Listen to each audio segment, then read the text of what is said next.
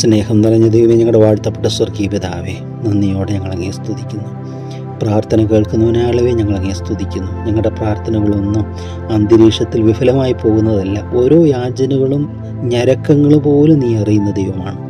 എന്നാൽ എങ്ങനെ ഉത്തരം തരണമെന്നുള്ളത് അവിടുത്തെ ഹിതമാകിയാൽ ഞങ്ങളുടെ പ്രാർത്ഥന കേൾക്കുന്നതിനായി ഞങ്ങളങ്ങനെ സ്തുതിക്കുന്നു.